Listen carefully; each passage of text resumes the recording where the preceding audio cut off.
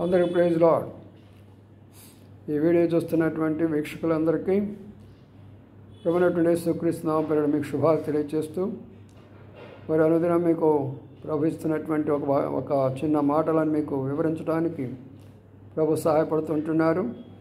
మీరు మా కొరకై ప్రార్థన చేస్తున్నారు. మీకు ఎంతో రుణస్తులుగా ఉంటున్నాము. మరి ఈరోజు కూడా కొన్ని విషయాలు మనం ధ్యానించబోతున్నాము. మీరు వింటూ రండి, అనేకులు తెలియజేస్తూ రండి. చివరి దినాల్లో ఉన్నాము కాబట్టి మనం ప్రభు యొక్క రాకడ కొరకు సిద్ధపడాలి, అనేకులను సిద్ధపరచాలి.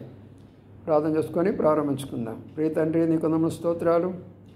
రాత్రికాల సమయంలో మరోసారి మీద అవసరం అభిషేకించి మీ దగ్గర మాటలు దయచేయమని, ఎవరికి ఏది అవసరమో, ఏది సత్యమో, ఏది నిజమో, ఏది యథార్థమో, ఏది నిజమైనటువంటి భక్తో ఆ విషయాలు మీరు మాతో మాట్లాడుతూ ఏది నిజమైన దేవుడో తెలుసుకోవడానికి సహాయం చేయమని, మీరు అక్కడ కొరకై ప్రజలను సిద్ధపరచమని, ముఖ్యంగా విజయవాడ ప్రాంతంలో ఉన్న బిడ్డలను మీరు జ్ఞాపం చేసుకొని కష్టాలు, శ్రమలు, బాధల గుండా, ఆకలి దప్పుల గుండా వెళుతున్న బిడ్డలందరికీ కావాల్సిన మీ సహాయం తోడ్పాటు దయచేయమని, ఎవరే విధంగా అందించాలో వారందరూ పంపించి వారికి సహాయపడవలసిందిగా ప్రార్థన చేస్తూ యేసు పరిశుద్ధ నామమున స్తుతించి ప్రార్థించి కనపరిచి వేడుకొంచున్నాము తండ్రి.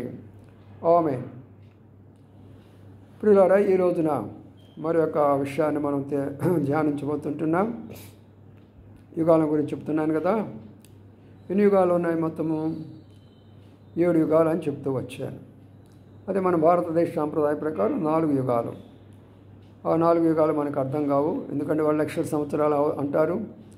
మనకి 1000 సంవత్సరాల కథే మనకు తెలియదు. లక్షల సంవత్సరాలు మనకి ఆడ తెలుస్తుంది, వదిలిపెట్టేస్తాం వాళ్ళని.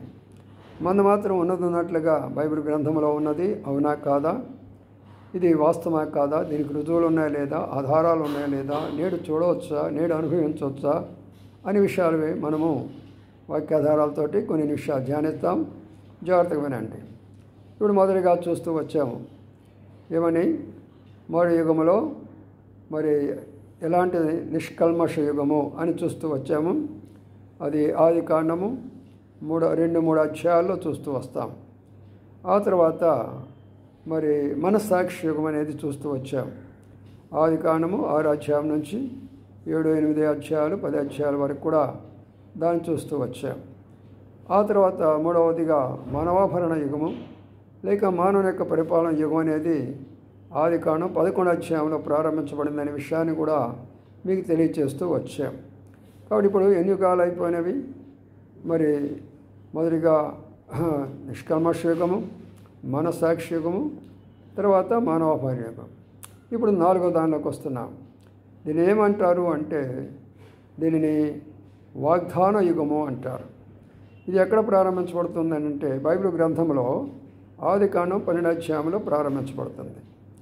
ఇక్కడ 12 అధ్యాయంలో 1వ వచనంలో అంటాడు, దేవుడు అబ్రహామునకు ప్రత్యక్షమై, నీవు నీ దేశం నుండి, నీ బంధువుల యొద్ద నుండి, నీ తండ్రి ఇంటి నుండి నేను నీకు చూపించే దేశానికి వెళ్ళు. అప్పుడు నిన్ను ఆశీర్వదిస్తాను, నీ సంతతిని ఆశీర్వదిస్తాను, నిన్ను ఆశీర్వదించే వారిని నేను ఆశీర్వదిస్తాను, తర్వాత నిన్ను శపించే వారిని నేను శపిస్తాను, భూలోక వంశాలన్నీ కూడా మరి నీ ద్వారా ఆశీర్వదించబడతాయని చెప్పారు. కాబట్టి ఈనాడు ప్రపంచం ఉన్నది, ప్రపంచంలో ఆశీర్వాదం కలుగుతుందంటే అబ్రహాము యొక్క సంతతి అనే విషయాన్ని ఇక్కడ మనం మర్చిపోవద్దు. ఎందుకంటే అబ్రహాముకు దేవుడు వాగ్దానం చేశాడు, మొట్టమొదటి వాగ్దానం ఆయనతో చేస్తూ ఉంటున్నాడు. మరి ఇక్కడ మనం గమనిస్తే మరి అబ్రహాము ఎవరు వీళ్ళు? మన వాళ్ళు అంటున్నారు కదా ఈ రోజున అబ్రహామికో ఇస్లామికో అని రకరకాలుగా మాట్లాడుతున్నారు కదా. అవును, అది వాస్తవమైన విషయమే. ఈనాడు అబ్రహాం సంతతి యెరూషలేము, ఇజ్రాయేలు దేశం అంతా కూడా అబ్రహాం యొక్క సంతతిలో నుంచి వచ్చింది. అబ్రహాం కుమారుడు ఇస్సాకు, ఇస్సాకు కుమారుడు యాకోబు, మరి ఆ యాకోబు మరొక పేరు ఇశ్రాయేలు. ఇశ్రాయేలు కొట్టిన 12 గోత్రాలు వారందరూ కూడా అక్కడ ఉంటూ ఉన్నారు. కాబట్టి వారి ద్వారానే ప్రపంచం అంతా కూడా ఆశీర్వాదించబడుతుంది. అంటే దాని అర్థం ఏంటి? వారు వెళ్ళారు, ఎక్కడ చూసినా కూడా లైట్ లేని దగ్గర లైట్లు కనుక్కున్న వాళ్ళే, నీరు లేని దగ్గర నీరు కనుక్కున్నది వాళ్ళే, ఆయిల్ లేని దగ్గర ఆయిల్ కనుక్కున్న వాళ్ళే, ట్రాన్స్పోర్ట్ అంతా కూడా కనుక్కుంటున్న వాళ్ళే, రకరకాలైనటువంటి యొక్క ఎడ్యుకేషన్ టెక్నాలజీ కనుక్కుంటున్న వాళ్ళే. ఈనాడు ప్రపంచం అంతా కూడా ఇన్ని విధాలుగా ఆశీర్వదించబడింది అంటే అది కేవలము దేవుడు వారికి ఇచ్చిన వాగ్దాన ప్రకారమే నెరవేరుస్తూ వచ్చినారు. నా ప్రియమైన సోదరి సోదరులకు అర్థమైంది. అప్పుడు ఈనాడు మనం వాడుకుంటున్న ప్రతి టెక్నాలజీ, మీ ఇంటిలో టీవీ అయినా, లేక చేతిలో ఉన్న సెల్ ఫోన్ అయినా, లేక నేను వెళ్ళేటటువంటి వెహికల్ అయినా, కార్ అయినా, ట్రైన్ అయినా, లేక ఏరోప్లేన్ అయినా ఎవరు కనుక్కున్నారు? లైట్స్ అయినా ఎవరు కనుక్కున్నారు? ప్రతిదీ కూడా ఏదైతే ఈనాడు నీ చేతిలో, నీ ఇంటిలో, నీ దేశంలో, నీ రాష్ట్రంలో ఉన్నదో అదంతా కూడా దేవుడు ఏర్పరచుకున్న బిడ్డల ద్వారానే మరి ఆయన జరిగిస్తూ వచ్చాడు. అందుకని నీ సంతానం ద్వారా భూలోకం అంతా కూడా ఆశీర్వదించబడుతుంది అని అన్నారు. అది ఒక భాగం. రెండో భాగంలోకి వస్తే ఈనాడు మనం అందరూ కూడా దేవుని నమ్ముకోవడానికి కారణం ఎవరు? ఆయన సంతతిలో వచ్చినటువంటి ప్రభువు యేసుక్రీస్తు వారు. ఆయన ద్వారానే ఆయన ఈ లోకంలో 33 సంవత్సరం జీవించాడు. అంతేకాదు అనేక అద్భుతాలు చేశాడు, అనేక విషయాలు బోధించాడు. ఆయన చనిపోయినాడు, సమాధి చేయబడ్డాడు, 3వ దినాన్ని లేచాడు. ప్రపంచంలో ఎవ్వరు కూడా చేయలేనటువంటి గొప్ప కార్యం, మరణాన్ని జయించి తిరిగి లేచినటువంటి ఆయన ద్వారా నమ్ముకొని దేశాలు, ఆఖరికి కమ్యూనిస్ట్ దేశాలైన చైనాలో క్రైస్తత్వం ఉన్నది, రష్యాలో క్రైస్తత్వం ఉన్నది, ఆ తర్వాత మరి కొరియాలో క్రైస్తత్వం ఉన్నది, నాస్తికుల మధ్యలో క్రైస్తత్వం ఉన్నది, హిందువుల మధ్యలో క్రైస్తత్వం ఉన్నది, మరి అనేక రకాలైనటువంటి యొక్క నమ్మకార్థాల మధ్యలో క్రైస్తత్వం ఉన్నది. క్రైస్తత్వం లేనటువంటి దేశము కానీ, రాష్ట్రము కానీ, ప్రాంతము కానీ, ఏరియా కానీ ఏదైనా ఉన్నదా? లేదే. నీ ద్వారా భూలోక వంశాలన్నీ కూడా ఆశీర్వదించబడుతున్నాయని అన్నాడు. అది దాని యొక్క అర్థం. అందుకనే భారతీయులలో ఈనాడు ఇంతమంది ప్రభుని ఎందుకు అంగీకరిస్తారు? మరి మనమందరూ కూడా మన పితరులందరూ కూడా రకరకాల దేవతలను పూజ చేసిన వాళ్ళమే కదా. మనం రకరకాలైనటువంటి ఆచారాల పద్ధతిలో పోయినటువంటి వాళ్ళమే కదా. అనేకమైనటువంటి యొక్క మరి మనం చేసినటువంటి పండుగలు మనకు గుర్తున్నాయి కదా. మరి అన్నింటిని విడిచిపెట్టేసి నాడు ఎందుకు ప్రభు దగ్గరికి వచ్చాము? అక్కడే మనం తెలుసుకోవాలి. అది వాగ్దానము. నీ ద్వారా భూలోకంలో ఉన్న సంతత వంశాలన్నీ కూడా ఆశీర్వదించబడదు. కడుపులారా, ఈనాడు మనం చూస్తుంటున్నాం.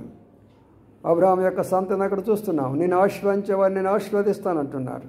ఇజ్రాయెల్ సపోర్ట్గా ఉన్న వాళ్ళందరూ కూడా వర్ధిల్లుతున్నారు. ఇజ్రాయెల్కి వ్యతిరేకంగా ఉన్న వాళ్ళందరూ కూడా నాశనం అయిపోతుంటున్నారు. నెరవేరలేదా? ఇది వాగ్దానము అంటారు. వాగ్దాన యుగం ఇక్కడ ప్రారంభించబడుతుంది. ఇక్కడ ప్రారంభించబడిన ఈ వాగ్దానం మరి నిర్గమకాండము 20 అధ్యాయం వరకు కూడా కొనసాగుతూ ఉంటున్నది. నా ప్రియమైన సోదరులారా, అందుకనే ఇది వాగ్దాన యుగము అనేటటువంటి పేరు ఉంటున్నది. అక్కడ నుంచి ఇక దేవుడిచ్చిన వాగ్దానాలు, అబ్రహాముకు వాగ్దానాలు ఇచ్చాడు, ఇస్సాకు వాగ్దానాలు ఇచ్చాడు, యాకోబుకు వాగ్దానాలు ఇచ్చాడు, మోషేకు వాగ్దానాలు ఇచ్చాడు. అలాగే మరి ఉన్నటువంటి యొక్క బైబిల్ గ్రంథంలో అనేక మంది ప్రవక్తలకు, అనేక మంది రాజులకు, అలాగే మరి చివరి దినాల్లో ఉన్నటువంటి మనకు కూడా పరలోక రాజ్యం ఇస్తాననే వాగ్దానం చేసినాడు. అదే కృత నిబంధన అంటారు ప్రభువు యేసుక్రీస్తు వారి ద్వారా. దీనిని ఏమంటారంటే వాగ్దాన యుగము. వాగ్దాన యుగము అనగా ప్రభువు వాగ్దానం చేశాడు. చూసారు. ఇప్పుడు అబ్రహాంని ఎందుకు పిలిచాడు అని కొంతమందికి అనుమానం వస్తుండొచ్చు. అబ్రహాంని ఎందుకు పిలవాల్సి వచ్చింది అంటే ఆనాడు ఉన్నటువంటి నోవహు సంతతిలో మరి వారందరూ కూడా నిన్న చెప్పిన రీతిగా బబులోనులో మొట్టమొదటిగా వారి యొక్క గర్వాన్ని, వారి తెలివితేటలు ఉపయోగించి మరి గోపురాలు కట్టేసేసి సొంత దేవుళ్ళని పెట్టుకొని నిజదేవుని మర్చిపోతే వాళ్ళందరూ కూడా విగ్రహారాధికులు అయిపోయి దేవునికి దూరం అయిపోయినప్పుడు దేవుడు వారిలో నుండి అబ్రహామును పిలిచినాడు. అందుకనే తండ్రి ఇంటిని విడిచిపెట్టమని చెప్పాడు. ఎందుకు తండ్రి ఇంటిని విడిచిపెట్టాలా? దేవుడు అన్యాస్తుడు కదా? కాదు. తండ్రి ఇంట్లో విగ్రహాలు ఉన్నాయి. నిజదేవుడు లేడు తండ్రి ఇంట్లో. అన్ని చెడు అలవాట్లు ఉన్నాయి. నీ బంధువుల యొద్ద నుండి అన్నాడు. ఎందుకు బంధువుల యొద్ద ఉన్నారు? బంధువులన్నీ చెడు అలవాట్లు ఉన్నాయి. వారిలో రకరకాలంటి దేవదేవతలు ఉన్నారు. ఎందుకు నీ దేశాన్ని విడిచిపెట్టమన్నారు? దేశం అంతా కూడా ఇలాంటి వాటితో నింపబడి ఉంటున్నది.